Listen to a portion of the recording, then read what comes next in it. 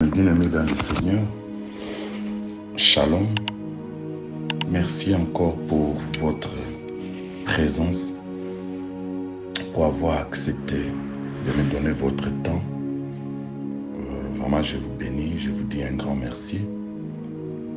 Moi, c'est le révérend Nicolas Tongo.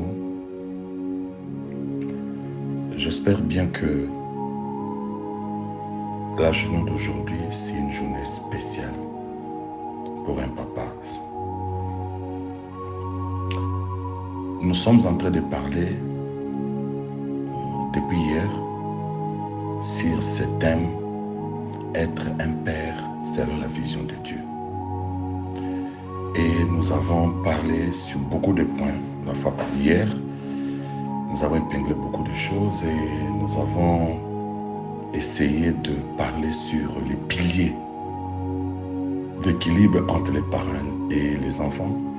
Nous avons donné les premiers points, c'était la présence. Un père doit être présent, vraiment présent dans tous les aspects de la maison, de la famille plutôt. Et un père doit prouver son amour, un amour inconditionnel. Il n'a pas de choix, pas de parti pris. Il doit aimer tous les enfants de la même façon. Nous avons épinglé quelque chose, même si Dieu te donne que des filles, sache-le très bien que Dieu qui t'a donné les filles, il sait le pourquoi. Si Dieu te donne que les garçons, sache-le bien que le Dieu qui t'a donné les garçons, il sait le pourquoi. Parce que c'est lui l'auteur du mariage. Vous ne pouvez pas chasser votre femme parce que votre femme ne vous donne que des filles, ou des garçons. Et quand vous avez besoin de filles, parce que vous avez que des garçons, et vous dites que moi je n'ai plus besoin de ma femme, je cherche une autre femme. Ou bien quand vous avez que des filles, vous n'avez pas un garçon, vous chassez votre femme pour prendre une autre femme. Sachez-le très bien que là, vous êtes en train de marcher à contre-courant. Donc, vous êtes en train de défier Dieu et Dieu va vous confondre. Parce que c'est Dieu qui donne les enfants. Nous avons lu dans la Bible ici que les enfants sont les dons qui viennent de la part de Dieu. C'est Dieu qui donne. Ce n'est pas le choix d'un homme, même pas des médecins, mais c'est Dieu. Et je vous ai défié à travers ce message pour vous dire que si Dieu vous donne les filles, qui vous dit que les filles ne peuvent pas vous garantir une vie meilleure un jour? Vous croyez que ce sont seulement les garçons qui peuvent être des héritiers? Ou ce sont seulement les garçons qui peuvent vous assurer la vie quand vous serez de vieux? C'est les garçons qui peuvent vous soutenir? Non. Les filles peuvent faire des choses beaucoup plus grandioses que les garçons. Et je vous ai posé des questions. Qui est Angela Merkel? Qui est Hillary Clinton? Ce sont des femmes, mais des femmes posées. Aujourd'hui, chez nous, comme nous avons un premier ministre, c'est une femme. Et une femme, elle est premier ministre. Elle est en train de diriger les hommes. Et si son papa l'avait jetée parce que c'est une femme, n'avait pas cru en elle, et ils allaient vraiment être confondus. Tu vois? Donc, nous devons vraiment rejeter toutes ces choses. Et troisième point, nous avons parlé de la sécurité. La sécurité, nous avons dit, sur le plan interne et externe, un papa doit veiller sur le plan interne pour sécuriser ses enfants. Il doit faire une alliance avec Dieu par rapport à ses enfants. Donc, ces enfants doivent s'attacher avec Dieu. Ces enfants doivent être en harmonie avec Dieu. Ça, c'est très important. C'est une façon de sécuriser tes enfants. Demain, tu vas mourir. Ta femme peut mourir. Toi, tu peux mourir. Mais si tu as déjà montré tes enfants Dieu, même si tu meurs aujourd'hui, tu iras en paix. Parce que tu sais que tu as sécurisé leur vie. Avec Dieu, ils feront des exploits. En connaissant Jésus, Jésus va les aider dans tous les domaines de leur vie. Donc, tu seras tranquille. Tu n'as pas besoin d'un cousin, d'un oncle pour prendre soin de tes enfants. Si tu donnes tes enfants seulement, tu leur apprends le Seigneur très tôt. Les jours où tu ne seras pas, je te jure que tes enfants vont bien s'en sortir. Quelqu'un peut laisser une pharmacie à ses enfants, mais il ne pourra jamais donner la santé à ses enfants. Tu peux laisser les maisons à tes enfants, mais jamais tu pourras donner la vie à tes enfants. Sachez-le très bien que quand vous donnez Jésus-Christ à vos enfants, ils auront la pharmacie, ils auront des maisons. Ça, c'est quelque chose de très important. Et la sécurité sur le plan externe, nous avons dit que nous devons faire très attention sur les choses que nous faisons sur le plan externe. Ne faisons pas des choses qui peuvent demain causer des dégâts dans la vie de nos enfants. Tu pars dehors, tu sors avec les femmes d'autrui, on te maudit et la malédiction vient tomber sur les enfants à la maison.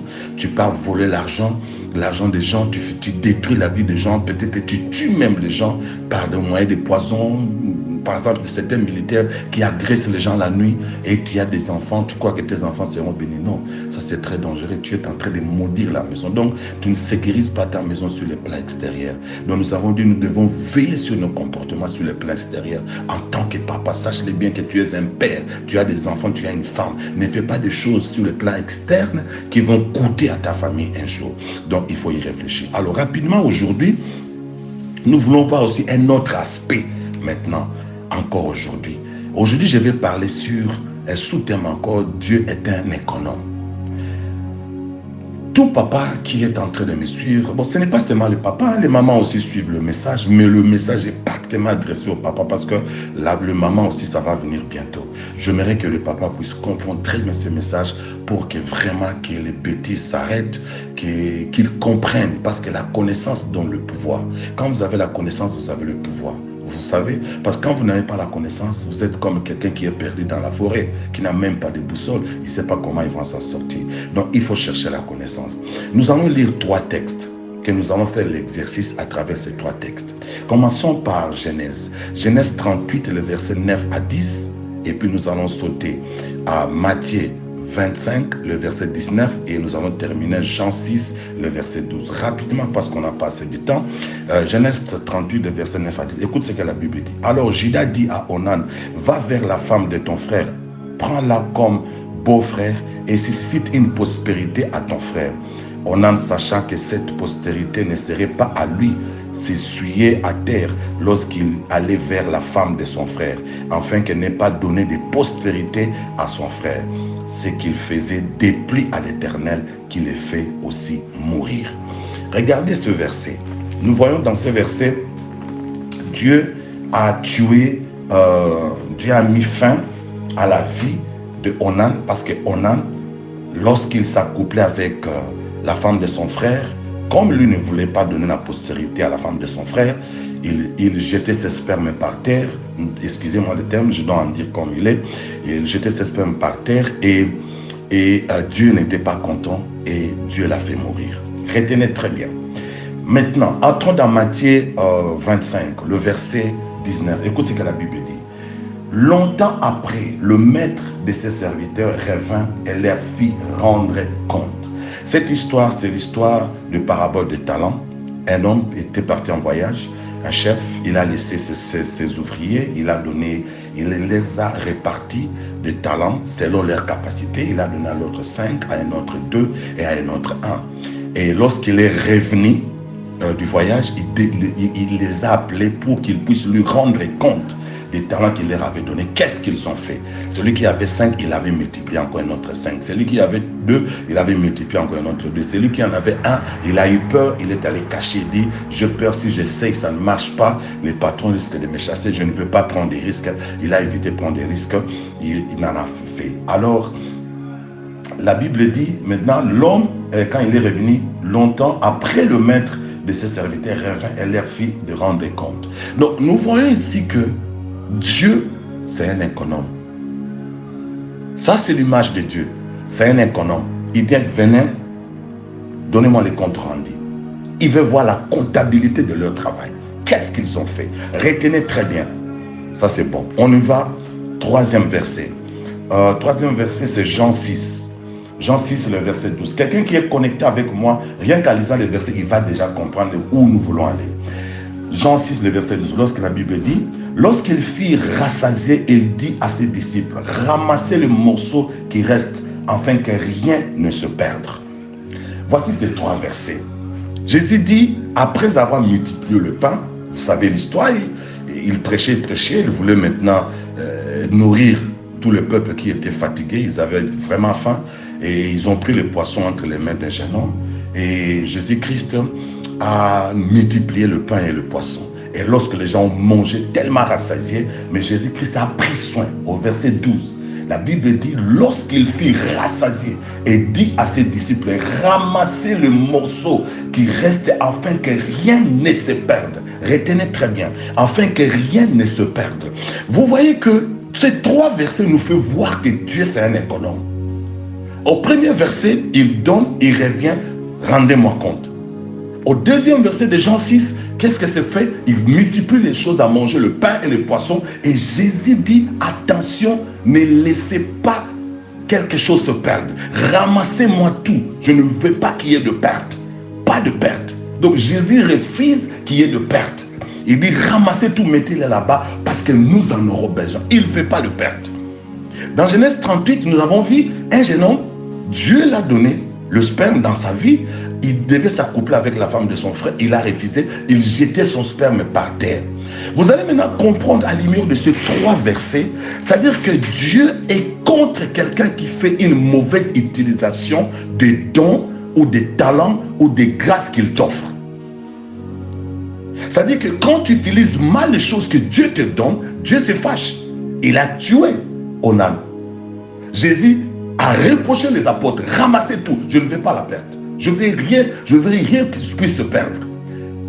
Dans Matthieu 25, nous voyons l'économe dit, venez et me rendre compte. Et quand ils ont rendu compte, il les a bénis selon leur travail. Celui qui n'avait rien fait, la Bible dit, il a dit mauvais serviteur. Il a appelé mauvais serviteur.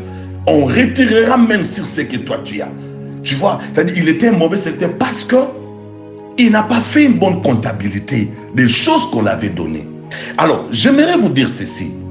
Dieu, c'est un comptable. Chacun de nous, en général, nous allons rendre compte de notre marche sur terre. Mais plus encore des dons et des talents que Dieu nous a distribués à chacun de nous. Quand vous analysez ces 3 versets, vous comprenez directement ce que je suis en train de dire. C'est-à-dire que Dieu est très strict et sévère. Il tient à la comptabilité de tout ce qu'il nous offre. Dieu tient à la comptabilité de tout ce qu'il nous offre. C'est pourquoi vous voyez David disait dans 1 Chronique 29, le verset 14. Il dit, tout vient de toi. Tout ce que nous recevons de nos mains vient de toi. Comme pour dire, tout ce que j'ai, mon corps, ma beauté, ce que je suis, mes biens, mes voitures, mes maisons, ma femme, mes enfants, tout ce que nous recevons, Seigneur, vient de toi. Et Paul, lui, il dit dans 1 Corinthiens 4, le verset 7, il dit, qu'as-tu que tu n'aies reçu? Et il dit, et si tu as reçu, pourquoi te glorifierais-tu? Donc, bien aimé, vous comprenez que je voulais vraiment vous faire ce petit exercice pour entrer dans le vif du sujet. C'est-à-dire que Dieu, c'est un économe. Dieu tient compte de toutes les bénédictions qu'il nous donne. Dieu tient compte de ton élévation. Il tient compte de ta promotion. Il tient compte de ton mariage. Il tient compte de tes enfants. Il tient compte de le sperme que tu as en toi, que Dieu t'a donné en tant qu'un homme. Dieu tient compte de ça. Beaucoup de gens croient que Dieu, c'est un papa passif. Non, Dieu n'est pas passif. Dieu, bien-aimé dans le Seigneur, il est dans le présent. Tout ce que nous faisons, Dieu, il observe. Évidemment, Dieu est silencieux. Mais vous devez comprendre que tout ce que Dieu vous donne, David l'a dit, tout ce que nous recevons de toi, nous le remettons, Seigneur. Tu vois, ça dit que David l'a dit. Et Dieu nous a démontré comment il a frappé Onan. Parce que Onan n'a pas fait bon usage de ce qu'il lui avait donné comme don. Lui, il a mal utilisé ça. Et Dieu n'était pas content, Dieu l'a frappé. C'est-à-dire, nous tirons une leçon. Quelle est la première leçon que nous avons ici? C'est-à-dire que Dieu veut que nous puissions faire le bon usage de tout ce dont il donne. Ça, c'est la première leçon. Deuxième leçon est que lorsque tu fais un très bon usage de ce que Dieu t'a donné, Dieu te donne la récompense.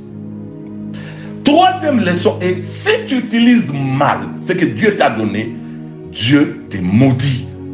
Il y a une curse, il y a une malédiction, il y a une destruction, il y a un châtiment qui va te frapper. Donc, j'aimerais dire à un papa, nous allons maintenant petit à petit pour que je puisse t'aider à comprendre. Donc, tu dois savoir une chose. Si Dieu te permet à terminer les études, il te donne un travail, sache-le très bien que Dieu est en train de vérifier ce travail qu'il t'a donné. Sache-le bien que tu vas rendre compte de l'utilisation du travail qu'il t'a donné, l'argent qu'il te donne, la promotion qu'il te donne. Qu'est-ce que tu fais de ça? Comment tu l'utilises? Est-ce que tu l'utilises pour que ta famille soit bénie? Est-ce que tu utilises la promotion que Dieu t'a donnée pour que ta femme soit dans la joie, tes enfants soient dans la joie, ou bien tu fais le mauvais usage? L'argent que Dieu te donne, toi tu utilises pour les femmes en dehors de ta maison. Toi tu utilises pour aller boire avec des amis. Dans ta maison, tu ne laisses rien. Mais quand tu es dehors, on t'appelle grand Mopao, président, bon samaritain. Sache-le très bien que tu vas rendre compte à ça. Dieu va t'appeler, c'est un économe. Il va te dire, assieds-toi là. Je t'avais donné une promotion. Je t'ai élevé. Je t'ai béni. Qu'est-ce que tu as fait de l'argent que tu gagnais dans ton travail? Qu'est-ce que tu as fait de la promotion que je t'avais donnée? Ce n'était que le résultat d'aller derrière les femmes. C'est pourquoi tu vois, comme la Bible dit, c'est que nous avons lu là-bas dans Matthieu, dit, au mauvais serviteur, on va retirer. C'est pourquoi tu vois beaucoup de gens, Dieu l'avait béni, puisqu'il n'avait pas compris que Dieu c'est un économe. Il a pris l'argent, il a pris l'élévation que Dieu l'avait donnée, il commençait à bousiller avec des femmes, bousiller dans la boisson, il abandonne sa femme, il abandonne les enfants, il ne dort même plus à la maison, il commence à dormir dehors, donc il devient tête en l'air, sa femme n'a plus de valeur, pas de considération. Vous allez constater cette personne, un jour Dieu va les frapper. Dieu va retirer ce qu'il avait donné comme élévation. Dieu va retirer ce qu'il avait donné comme grâce. C'est pourquoi je dis à un papa, si cela n'était pas encore arrivé, ce message est venu pour te prévenir que attention, toute élévation, toute promotion que Dieu te donne, si tu utilises mal, Dieu va retirer. Dieu va retirer. Et tu seras maintenant dans une situation déplorable, en train de vivre la pauvreté, en train de vivre la sécheresse, parce que tu as mal utilisé ce que Dieu t'a donné. Je disais, Dieu t'a donné les enfants. Comment est-ce que tu vis avec tes enfants? Est-ce que tu es un père où les enfants sont fiers de toi? Où les enfants sont fiers de toi? Par exemple, quand nous voyons, lorsque Jésus a rencontré cette femme samaritaine, cette femme disait à Jésus, es-tu plus grand que notre père Jacob qui a construit ces prix? Donc cette femme était en train de défier Jésus par rapport au bienfait, au bon témoignage de Jacob, leur père, leur ancêtre, il leur avait laissé. Il leur a laissé un puits qui les a aidés de génération en génération. Donc ils sont restés reconnaissants vis-à-vis de Jacob. Il faudrait que tes enfants commencent à chanter de toi de la même manière, qu'ils disent que non, nous avons un papa formidable. Dieu va demander tout ça. Si tu abandonnes tes enfants, Dieu va aussi te demander. Les papas aujourd'hui qui courent de gauche à droite, qui laissent les enfants partout, sachez-le très bien que vous allez rendre compte. Bien aimé, que personne ne vous trompe. Ça ne passera pas comme ça. Évidemment, les jugements de Dieu, nous les payons sur terre. Avant, tu ne mourras jamais si tu ne payes pas encore le jugement de Dieu. Ça, c'est une information que je te rapporte. Tu ne mourras pas. Tu payeras d'abord le jugement de Dieu avant de mourir. C'est pourquoi tu vois certaines personnes, lorsqu'ils sont malades, ils tombent gravement malades à un niveau, même la maladie fait fatiguer les gens qui sont tout autour de lui. Il va souffrir toute une année, une maladie. Il va souffrir 6 mois. Il va souffrir très longtemps. Il va faire dépenser les gens tout ce qu'ils avaient comme trésor. Ça, ce sont des résultats, bien-aimés. C'est des résultats, les gens ne sauront pas. Cette personne, si tu vois bien, il avait l'argent. Mais quand il avait l'argent, il était tout le temps dehors. Les femmes, des ambiances, des histoires comme ça. Il a abandonné ses enfants. Il a 15 enfants, 12 enfants, 20 même. Il abandonne les enfants sont éparpillés à travers le monde. Il ne sait même pas là où se trouvent ses enfants. Ces enfants souffrent. Il y en a d'autres qui sont des phasers. Il y en a d'autres qui sont des koulouna. Tu crois que Dieu va te laisser? Non, Dieu va faire l'économe. Il va faire la comptabilité. Il dit, ok, tu as eu autant d'enfants. Est-ce que tu prends soin de ces enfants? Est-ce que tu t'occupes de 2? Il regarde, tu en as eu 15. Tu t'occupes que de 2. Sache-le que Dieu va suivre les 13 enfants que tu as laissés dans la rue. Il va te faire payer. Il va retirer des choses en toi. Il va retirer la grâce. C'est pourquoi tu vois beaucoup de parents, lorsqu'ils arrivent à un âge de la vieillesse, tu verras que Dieu ne permettra même pas que ses enfants puissent les aider. Des fois, vous condamnez. Oh, les enfants sont mauvais. Depuis qu'ils sont en Europe, il ne faut rien pour leur papa. Il ne faut rien. Non, des fois, c'est Dieu. Dieu est tenté de le faire payer. Il le fait payer de la souffrance qu'il avait donnée à sa famille, de la souffrance qu'il a fait endurer sa famille. Et Dieu dit, maintenant, tu es à l'âge de la retraite, je vais te faire payer ce que tu avais fait à ta famille. Tu verras maintenant le Messie en train de pleurer, les enfants ne s'occupent pas de moi, les enfants, j'ai 20 enfants, j'ai 15 enfants, personne ne s'occupe. Mais oui, vas payer, Dieu a retiré, Dieu a soutiré. Donc c'est très important, j'aimerais qu'un papa comprenne. Alors, j'aimerais parler un peu en profondeur en ce qui concerne l'usage du mariage et l'usage de sperme. C'est deux choses, j'aimerais marteler là-dessus. Le mariage, bien aimé, ce n'est pas donné aux petits-enfants. Ça, on en parlera un autre jour en profondeur. Les mariages pour des gens qui sont matures. Si tu as encore un enfant, ne te marie pas. Et je dis enfant, ce n'est pas par rapport à l'âge, c'est par rapport à des valeurs que tu as. Si tu n'as pas de valeurs, tu es encore tête en l'air, tu n'as pas les deux pieds sur terre, n'allez pas faire souffrir la pauvre fille d'autrui.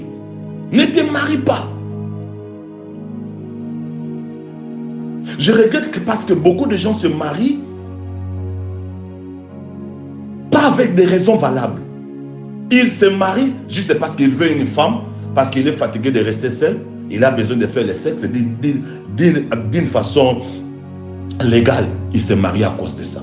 Juste pour faire le sexe, il se marie. Mais d'une façon légale, il fait le mariage, il fait tout. Mais son souci, c'est de faire le sexe. Il y en a d'autres qui se marient parce que je suis fatigué de ma famille. Je reste chez un autre, je reste chez ma tante. Je vais quitter la famille, je dois me marier. Il y en a d'autres qui se marient parce que les gens se moquent de moi. Tout le monde se marie, moi je ne me marie pas. Et il y a un monsieur ou une femme qui se présente, je dois me marier. Les gens se marient pour des raisons qui ne sont pas valables. On ne doit pas se marier parce que j'ai une pression quelque part. Tout le monde se moque de moi. Tu ne te maries pas jusqu'à cette heure. Non, tu ne vas pas te marier à cause de pression des gens. Tu dois te marier si toi-même tu te vois. Tu sens que oui, je suis prêt pour me marier. J'ai de valeur. Je suis un homme mature. Je peux être un bon père. Je peux être à mesure de bien coordonner ma maison, être un bon manager, de bien diriger ma maison. Je suis prêt à me sacrifier pour ma femme et mes enfants. Tu dois avoir tous ces éléments en toi. J'ai la maîtrise de soi. Je sais dialoguer. Ça, c'est très important avant que tu te maries. Mais malheureusement, les gens se marient par plaisir de se marier, comme je l'ai dit tout à l'heure. Hébreux 13, le verset 4. Lisons un peu la Bible. La Bible dit que le mariage soit honoré de tous et que le lit conjugal exempt de souillure, car Dieu jugera les impudiques et les adultères. Que le mariage soit honoré de tous. Ça, c'est une chose très importante pour quelqu'un qui veut se marier. Tu dois savoir que le mariage soit honoré de tous. Pourquoi le mariage doit être honoré de tous? Parce que Dieu organise la société humaine sur la base de la famille, dont la cellule est le couple, c'est-à-dire l'homme et la femme.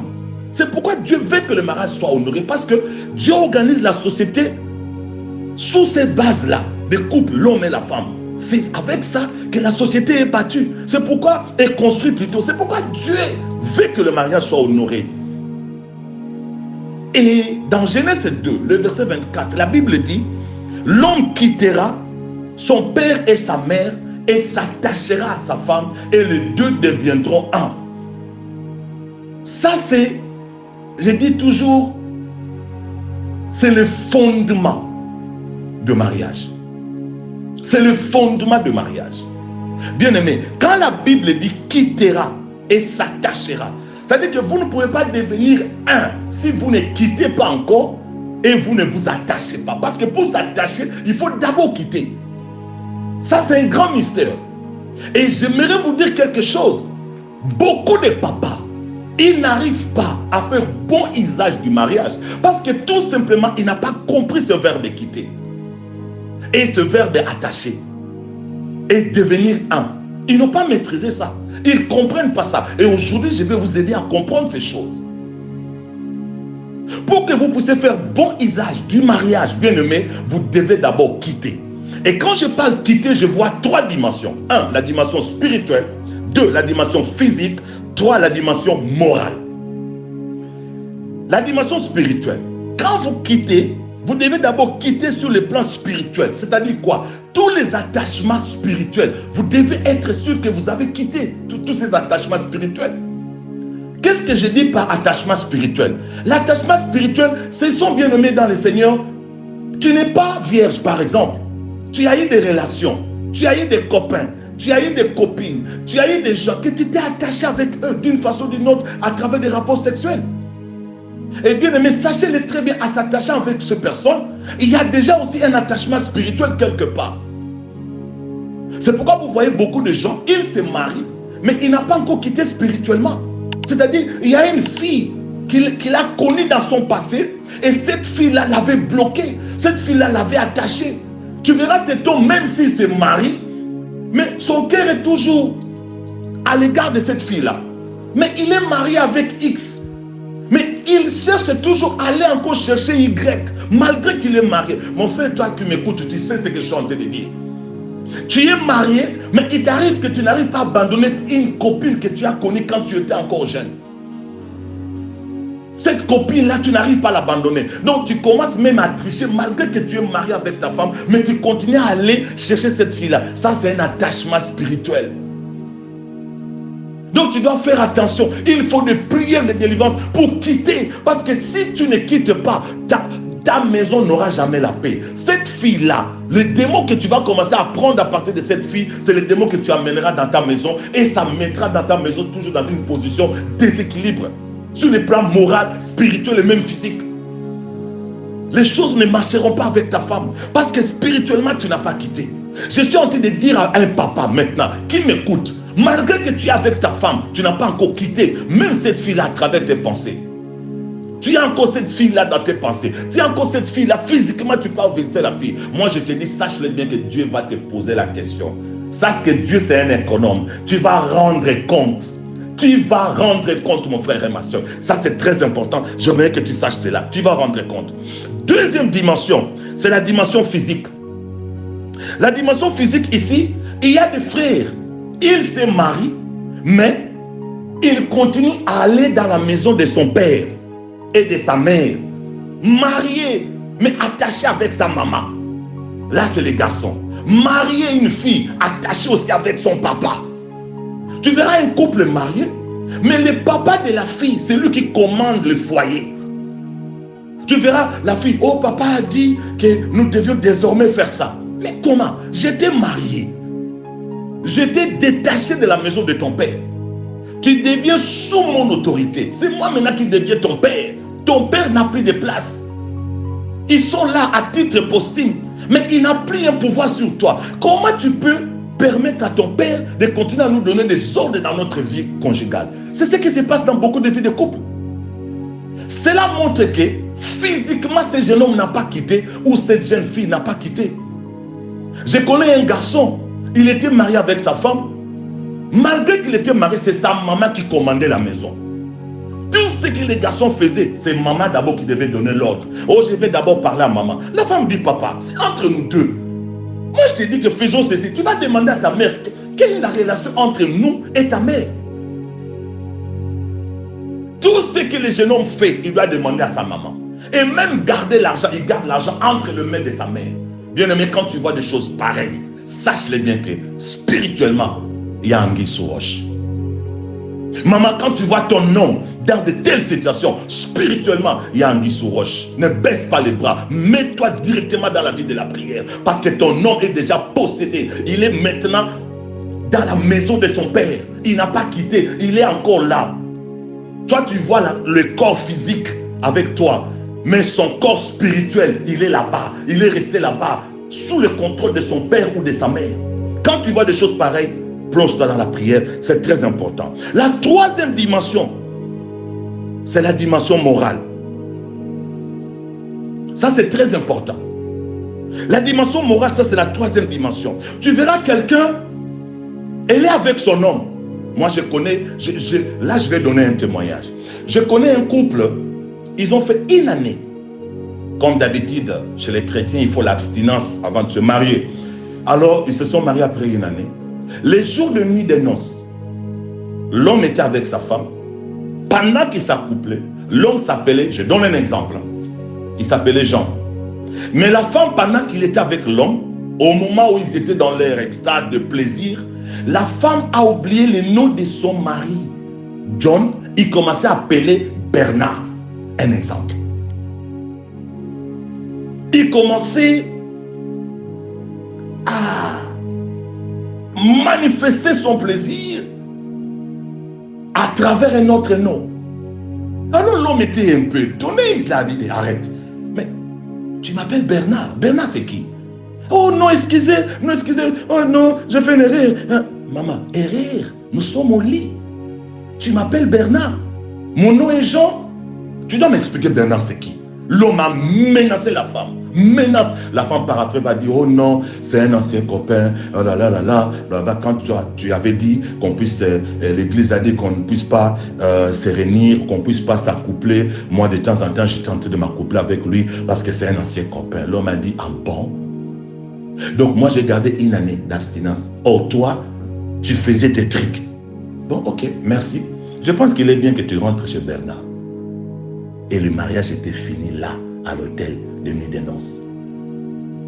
Parce que la femme a gardé encore des choses morales dans sa tête. C'est pourquoi je suis en train de vous dire, mon frère et ma soeur, ne garde pas le nom de quelqu'un dans ta tête. Libère-toi sur le plan moral, parce que tu vas rendre compte à Dieu un jour. Dieu veut que le mariage puisse être honoré de tous. Quand le mariage n'est pas honoré, tu risques d'avoir de sérieux problèmes. Ça, c'est très important. Tu verras, tu es tenté de t'accoupler avec ta femme pour qu'elle s'excite bien. Elle pense à une autre personne. Toi, tu crois qu'elle est avec toi. Oh, elle n'est pas avec toi. Elle pense peut-être à Benjamin, comment Benjamin était avec elle pendant que vous deux, vous êtes dans la chambre. Ça, ce sont des crimes dans l'amour. Ce sont des crimes, mon frère et ma soeur. Si tu es dans de telles situations, j'aimerais que vraiment tu puisses te repentir. Dis à ta femme, maman aussi, toi, dis à ton mari. Mais quand je m'accouple avec toi, je pense toujours à ces garçons-là. Quand je m'accouple avec toi, chérie, je pense toujours à cette fille-là. Vous êtes ensemble, parlez-vous, confessez vos péchés ensemble, pardonnez-vous et priez pour chasser l'esprit de cette femme-là dans ta vie, mon frère. Chasse cette femme. Tu ne peux pas t'accoupler avec ta femme avec les pensées d'une fille que tu as connue il y a 15 ans, 10 ans, 20 ans. Ça, c'est une possession démoniaque. Dieu va te juger. Tu vas rendre compte parce que Dieu, c'est un économe. Prenons le deuxième point, le sperme. Il y a beaucoup de gens qui blaguent avec le sperme. Savez-vous que le sperme, à l'intérieur des spermes, il y a la vie? Nous, les hommes, souvent, nous avons l'habitude de blaguer avec les spermes. Aller enfanter des enfants à gauche, à droite. Je me rappelle ici, chez nous, en Angleterre, j'ai connu un jeune homme jamaïcain. Sa maman se plaignait que son fils a engrossé 3 filles dans une année. 3 filles dans une année, il a engrossé 3 filles. Imagine-toi un jeune homme qui est encore dans la maison de sa mère. Sa maman est aussi single. Il n'a pas un mari. Il vit avec son enfant. Et l'enfant a engrossé 3 filles. Regardez la souffrance qu'elle a mise dans la vie de sa maman. Parce qu'ils n'ont pas la notion. Ils n'ont pas été enseignés. Vous avez la chance, mon frère et ma soeur, de suivre ce message aujourd'hui. Dieu, c'est un économe. Il comptabilise même tes spermes. Tes spermes sont comptabilisés si tu ne savais pas. Ça, je t'informe aujourd'hui. Tu vas rendre compte de la manière dont tu utilises tes spermes. Tu as des enfants à gauche, tu as des enfants à droite. Tu ne surveilles pas, tu ne contrôles pas. Tu abandonnes tes enfants. Bien-aimés dans le Seigneur, sache-les bien que Dieu va te juger. Dieu va te juger. Et Dieu va t'humilier. Mon frère et ma soeur, j'aimerais parler à un papa. Attention de la manière dont tu es en train d'utiliser tes spermes. Tu dois l'utiliser d'une façon légale. Quand tu mets des enfants par-ci, par-là, tu es fier, tu te glorifies. Oh, moi, ngai, nga na bana 20, nga mulongo penga na tondi sa bango mokili mobimba. Mais jugement nzambe za simana yo. C'est ce que tu oublies. L'économe qui est Dieu, il va te dire, rends-moi compte de sperme que je t'avais donné. Regardez comment tu as utilisé le sperme. Tu as 4 enfants que tu as jetés là-bas au Lubumbashi. Tu as 2 enfants que tu as jetés là-bas au Bandundu. Tu as 3 enfants que tu as jetés là-bas au Bas-Congo. Et tu en as 4 ici à Kinshasa. Que tu ne t'intéresses même pas, tu ne t'occupes pas. J'ai dit, pourquoi tu veux détruire ma société? Parce que moi, le couple, c'est pour que je puisse bâtir une bonne société. Et maintenant, toi, tu es en train de chercher à bâtir une mauvaise société. Qui est des bandits, qui est des criminels, qui est des koulouna à cause de toi. Voilà pourquoi tu seras jugé quand tu utilises mal tes spermes. Ah, j'aimerais décourager quelqu'un qui a des enfants partout et qui croyait que lui, il est le roi des rois. Je te dis que tu vas te rendre compte. Dieu va permettre dans ta vieillesse, tu seras humilié. Aucun enfant viendra à ton secours. Dieu va permettre que tu n'iras pas loin dans ta vie. Tu ne mangeras même pas le fruit de ces enfants-là. Dieu va te faire mourir comme il a fait pour Onan. Onan jeté le sperme en bas. Dieu s'est fâché. Il a fait mourir Onan. Dieu gère nos spermes, mon frère et ma soeur. Si tu ne savais pas aujourd'hui, je t'enseigne ce message. Retiens-le. Je parle à un homme. Quand tu engrosses une femme, tu dois prendre ça en charge. Quand une femme tombe enceinte et que c'est toi l'auteur, il ne faut pas nier. Oh non, ce n'est pas ma grossesse. Vous niez des grossesses. Non, bien-aimé. Accepte. Sois conséquent de ce que tu as fait. Tout le monde dans la vie fait passer par des erreurs. Mais il faut accepter tes erreurs. Tu as eu des enfants, prends soin de ces enfants-là. Ça, c'est très important. Et j'aimerais terminer quelque chose pour vous dire, bien-aimé dans le Seigneur. 1 Corinthiens 6, le verset 16 à 20 dit ceci. Pour toi qui prends pas soin de tes spermes, tu es en train de sillonner le monde entier. Écoute ce que 1 Corinthiens 6, le verset 16 à 20 dit. Celui qui unit à une prostituée devient avec elle un seul corps. Vous ne savez donc pas cela? Celui qui s'unit avec une prostituée devient un seul corps. Bien-aimé, toi qui es devenu champion parce que tu es beau, tu es bel homme, tu as l'argent, tu as ceci, tu fais souffrir ta femme. Ta femme souffre, les enfants souffrent. Les talents que Dieu t'a donné, l'argent que Dieu t'a donné, la promotion que Dieu t'a donné, c'était pour tes enfants, c'était pour ta femme. Toi, tu commences à spolier ça pour d'autres personnes. Et maintenant, cela te pousse à une vie de vagabondage sexuel. Sachez-le bien, toute femme que tu t'accouples avec, il y a ce qu'on appelle le transfert spirituel. Tu couches avec une prostituée, tu deviens prostituée. Si tu prends une bouteille remplie d'eau, tu prends une autre bouteille qui n'est pas remplie d'eau, mets un tuyau dedans, mets un tuyau entre les deux bouteilles, réunis les deux bouteilles à travers un tuyau. Qu'est-ce que tu vas constater? Tu vas constater que la bouteille qui était remplie d'eau va transférer l'eau dans l'autre bouteille qui était vide. C'est exactement ce qui se fait à travers les rapports sexuels. Quand tu n'es pas réglé dans tes rapports sexuels, tu es à gauche, tu es à droite, bien-aimé, tu vas aller récolter les mauvais esprits d'une femme satanique, les mauvais esprits d'une femme qui est un serpent. Et tu viendras avec ça à la maison pour détruire la vie de ta femme, en fait que ta femme puisse naître. Demain, quand elle sera en grossesse, elle va mettre des enfants, des sorciers. Parce que tu l'as eu dans une relation avec une sorcière. J'ai fait la délivrance d'une sœur qui avait l'histoire là de Kodiala. Il avait un serpent en elle. Cette sœur-là, ce serpent-là tuait les hommes. Elle a eu déjà 2 cas de mort. Troisième, c'était un monsieur qui était un professeur d'une église kimbangiste. Ils sont venus me voir. Et l'esprit a parlé. Et j'ai commencé à prier pour cet homme. L'esprit me dit que cet homme-là, il est tellement amoureux, il est tellement aveugle, il ne va pas continuer avec la prière. Je lui ai dit, et les jours que tu vas cesser avec la prière, tu vas mourir. Et effectivement, l'homme a abandonné la prière. Moi, j'étais parti en voyage, j'étais parti en Europe à l'époque, je crois. Et lorsque je suis rentré, il y a les enfants qui me disent, ah papa, vous savez, le professeur là, il est mort. J'ai dit, ben oui, je l'avais dit. La femme là avait un serpent que la famille avait mis. Ce serpent-là, c'était pour que cette femme puisse avoir des richesses, que les hommes qui sont fliqués, les hommes qui ont des bonnes positions dans le pays, puissent courir derrière cette femme. Et cette femme saute avec des grandes personnes, des généraux, des ministres. Et tous ces généraux, des ministres ne savaient pas. C'était le serpent qui était entre ses jambes. Et ce serpent-là, c'était pour qu'elle puisse soutenir sa famille. C'était le Kodiala. Bien-aimé, attention, je parle à un homme. J'aimerais qu'aujourd'hui, que tu sois un bon papa.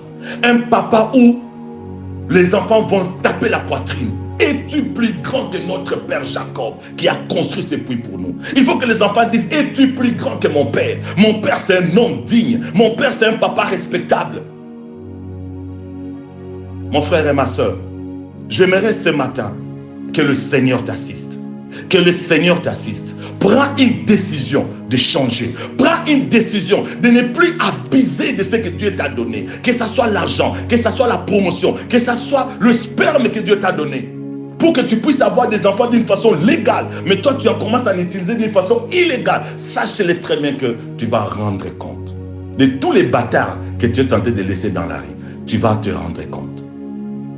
Et si tu as des enfants bâtards que tu as laissés dans la rue, je te demande de t'arranger avec ta femme, d'aller récupérer ces enfants. Parce que ces enfants, ils n'ont pas demandé de venir en vie. C'est toi qui as accepté que ces enfants-là viennent. Donc, tu as toute obligation de prendre ces enfants-là en charge. Sinon, la malédiction de Dieu tombera sur toi. Tout papa qui néglige ses enfants ne pourra jamais être béni. ne pourra jamais aller de l'avant. Même si aujourd'hui tu te glorifies, tu as l'argent. Vous savez, la malédiction, j'ai toujours dit aux gens, c'est comme une bougie. Quand vous allumez une bougie, ce n'est pas un problème, ça allume la salle. Vous êtes très content. Mais attendez, après un bout de temps, la salle sera transformée. Ça sera maintenant partout le noir. Ça ne sera pas cette lumière qui était là, cet éclairage qui était là. Non, c'est les ténèbres qui va tomber. C'est ça la malédiction. Aujourd'hui, tu peux dire, j'ai encore l'argent, je travaille, j'ai ceci. Tu fais souffrir ta femme, tu fais souffrir tes enfants. Tu ne sais pas que Dieu est derrière toi. Il va te demander. C'est un économe, notre Dieu. Il va te dire, viens me rendre compte des spermes que je t'avais donné. Viens me rendre compte de l'argent que je t'avais donné, de la promotion que je t'avais donnée, de voitures que je t'avais donné. Viens me rendre compte. Toi, ta voiture, c'est la voiture pour les femmes. Et il y en a même d'autres qui transforment leur voiture, ça devient un hôtel. Je sais ce que je te dis, tu connais mon frère. Cette parole est pour que tu puisses te repentir. Ta femme a assez souffert, tes enfants ont assez souffert. Tu dois reconnaître que Dieu ne te bénit pas par hasard, il te bénit pour l'intérêt des autres personnes. Car Jésus nous avait donné le type de leadership. Il nous a dit, un leader, c'est celui qui se sacrifie pour ses brebis. Que le Seigneur vous bénisse, que sa grâce abonde dans vos vies et que Dieu multiplie des grâces, des faveurs. Que celui qui m'a écouté, ça c'est un message de la repentance. Moi-même, quand je le prêche, je suis convaincu. Je sais que d'autres papas, peut-être vous n'allez pas m'accepter aujourd'hui. Je regrette. Moi, je prêche la parole de Dieu. Je ne prostitue pas la parole de Dieu. Je dois le prêcher. Je dois le prêcher. Je ne peux pas faire plaisir à quelqu'un, mais je dois faire plaisir à mon Dieu. Donc cette parole est sortie pour toi, mon frère. Dieu veut que tu puisses te repentir. Dieu veut que tu puisses changer et que tu sois un papa digne. Où ta femme va taper la poitrine, tes enfants vont taper la poitrine, même ton environnement seront fiers de toi parce que tu es un monsieur modèle. Oui, nous évoluons dans des erreurs dans la vie, mais un homme sage, il répare ses erreurs. Moïse était dans le buisson ardent, il a entendu un bruit, la Bible dit il s'est arrêté, il a tourné pour regarder que ce feu qui est en train de brûler. Bien aimé, dans la vie aussi, quand tu marches des fois, il arrive des fois, il faut stopper, il faut tourner, regarder un peu en arrière la vie que tu es en train de mener. Regarde un peu le saleté que tu es en train de faire. Regarde un peu. Ta femme t'a déjà attrapé avec un condom dans la poche. Ta femme t'a déjà attrapé avec des lettres de femmes. Ta femme t'a déjà attrapé avec des photos de nudité. Bien aimé, regardez un peu en arrière de bêtises que tu fais. Regardez comment tu couches avec des petites filles de 15 ans, 16 ans, 20 ans. Regardez ton âge, regarde ce que tu fais. Regardez en arrière, tu ne payes pas les Minerval pour tes enfants. Les enfants souffrent, c'est la maman qui se bat matin, midi, soir pour payer les Minerval. Regardez un peu en arrière comme Moïse l'a fait. Il a regardé en arrière. Et quand il a regardé en arrière, il a entendu une voix. Dieu lui dit, Moïse, ce lieu est sacré.